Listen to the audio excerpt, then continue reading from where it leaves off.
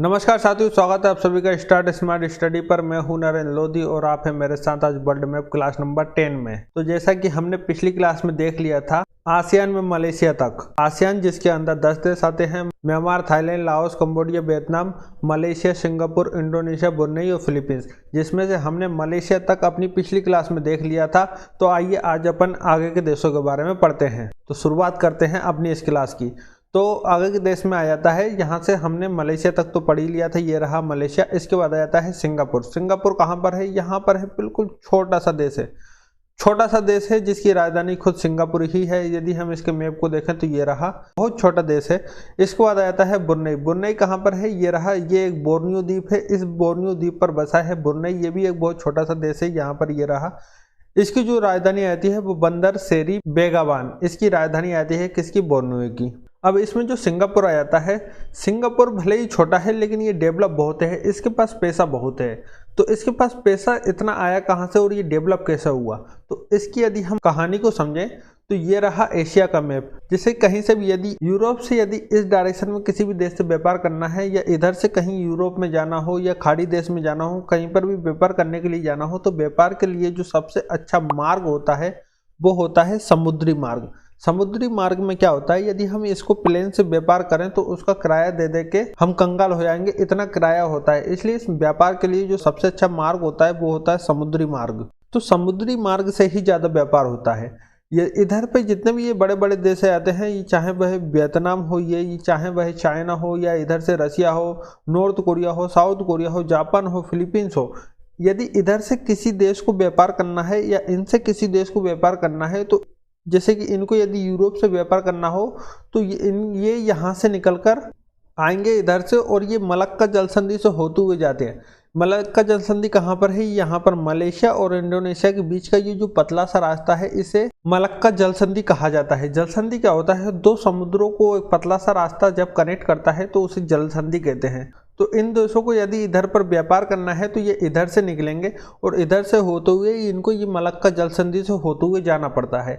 Malacca जल संधि से ही निकल पाते हैं, ये और कहीं से नहीं जा पाते। इधर पर समुद्र उतना गहरा नहीं है, इसलिए ये इधर से न जाकर ये इधर से ही चले जाते हैं। तो यहाँ पर पड़ जाता है सिंगापुर। सिंगापुर ने क्या किया कि यहाँ पर जो जितने भी व्यापार वाले जो जहाज आते हैं वो यहाँ पर सिंगापुर के पास रुककर अपना डीजल पानी भरवा के जितने दिन रुकना है उतने दिन सिंगापुर में रुकते हैं। तो इससे सिंगापुर के पास क्या है, पैसे बहुत अधिक मात्रा में आना चालू हो गए। इनको यदि पेट्रोल डीजल भरवाना है तो वो सिंगापुर से लेना पड़ता है, इनको रुकना है तो वो सिंगापुर में रखना पड़ता है। इसलिए सिंगापुर के पास पैसा बहुत आने लग गया और ये देखते ही देखते बहुत डेवलप हो गया। तो इसी जस्ट नीचे यहाँ पर एक जल संधि पड़ती है, सुंडा जल संधि। चाहे तो ये जहाज इधर से भी निकल के जा सकते हैं, लेकिन इधर से क्यों नहीं निकल पाते? क्योंकि यहाँ का समुद्र उतना गहरा नहीं है, ऊपर ही है।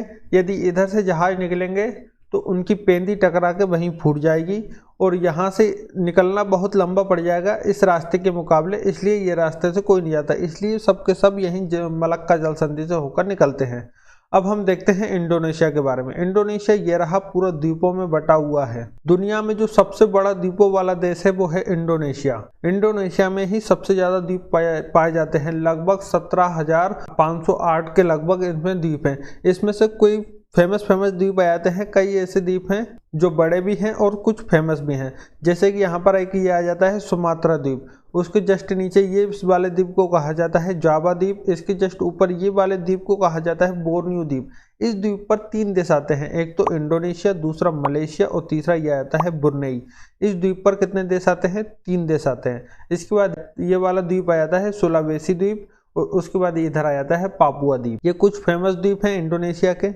इंडोनेशिया यह सबसे बड़ा द्वीपों वाला देश है। इसमें लगभग 17,508 द्वीप आते हैं इंडोनेशिया में। इतने द्वीपों से मिलकर ये बना है इंडोनेशिया। जो जावा द्वीप है, इस द्वीप पर इसकी राजधानी है जकार्ता। इंडोनेशिया की राजधानी किस द्वीप पर है? जावा द्वीप पर। क्या है इसकी राजधानी? जकार्ता है। जकार्ता में क्या है? जकार्ता में आसियान का मुख्यालय है। आसियान जो एक संगठन है जिसके अंदर 10 देश आते हैं, इन 10 देशों के बारे में हम पढ़ रहे हैं। तो इन 10 देशों का जो मुख्यालय है वो कहाँ पर है? इंडोनेशिया की राजधानी जकार्ता में। किस द्वीप पर? जावा द्वीप पर। इस द्वीप पर यहाँ पर एक स्थान पाया जाता है वांगडोंग। वांगडोंग में क्या है? यहाँ पर बहुत ज़्यादा मात्रा में सिनकोना का पौधा मिलता है। ये सिनकोना क्या होता है? सिनकोना एक प्रकार का पौधा होता है। इसकी पौधे की छाल को छीलकर गर्म पानी में उबालकर, और यदि उस पानी को पी लिया जाए तो उससे मलेरिया की बीमारी ठीक हो जाती है। तो ये पौधा कहाँ पाया जाता है? वांगडुंग में। किस द्वीप पर? जावा द्वीप पर अधिक मात्रा में पाया जाता है। इसके बाद आ जाता है बाली द्वीप। बाली द्वीप कहाँ है? जावा के जस्ट बगल में यहाँ पर है बाली द्वीप। बाली द्वीप में यहाँ पर बाली पे क्या है? बाली में महात्मा बुद्ध की सबसे ऊंची मूर्ति है। तो एक मूर्ति हमने अफगानिस्तान में भी देखी थी, लेकिन वहां पर वो क्या था, वो पहाड़ को काट काट कर बनाया गया था, और जब तालिबान का शासन आया तो उस मूर्ति को बम से उड़ाकर फोड़ दिया। तो अब जो मूर्ति बची है वो कहाँ पर है? बाली में है। किस देश में? इंडोनेशिया में। किस द्वीप पर? बाली द्वीप पर। यहाँ पर बाली में टूरिस्ट बहुत आते हैं। एशिया में सबसे ज्यादा जो टूरिस्ट आते हैं, एक तो वो मालदीव में, दूसरा वो थाईलैंड, और तीसरा ये इंडोनेशिया बाली द्वीप पर। इनमें क्या है, टूरिस्ट बहुत ही ज्यादा आते हैं। ये जो टूरिस्ट आते हैं ये भर भर के पैसा उड़ा के जाते हैं। अब अगला द्वीप आ जाता है सुमात्रा द्वीप। सुमात्रा द्वीप ये रहा। यहाँ पर दक्षिण भारत में चोलों का शासन था। यहाँ पर चोल शासन करते थे। इन चोल वंश में एक शासक था राजेंद्र चोल।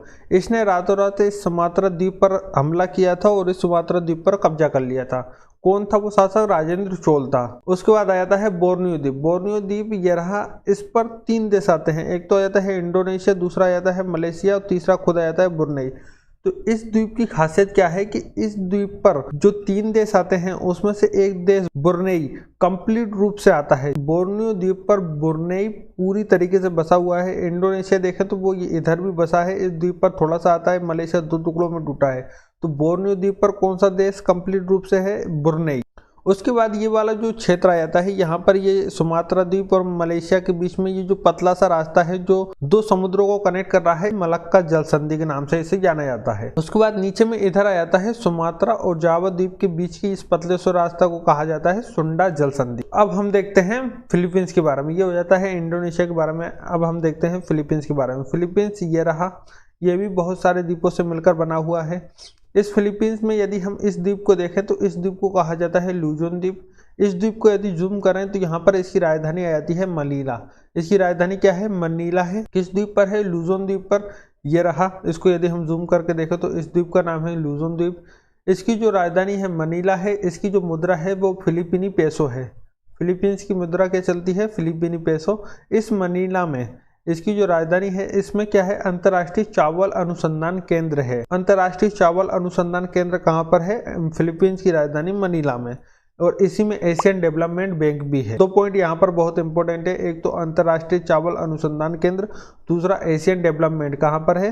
दोनों ही फिलीपींस की राजधानी मनीला में है। उसके बाद में इसके नीचे एक और इसका बड़ा द्वीप आ जाता है जिसका नाम है मिंडनाओ। इसमें 2 द्वीप बड़ी फेमस है, एक तो लुजोन और दूसरा मिंडनाओ। इसके बाद यदि हम फिलीपींस के जस्ट पीछे की ओर चलें तो यहाँ पर एक बहुत गहरी खाई आती है जिसका नाम है मरियाना की खाई। मरियाना की खाई कहाँ पर पड़ती है? फिलीपींस के जस्ट पीछे। यह बहुत गहरी खाई है। तो आई होप आप लोगों को इतना समझ में आया होगा। तो अब हम आगे समझते हैं। अब हम आगे समझते हैं किसके बारे में? इस क्षेत्र के बारे में। इसे कहा जाता है दक्षिणी चीन सागर। ये जो सागर है इसे कहा जाता है दक्षिणी चीन सागर।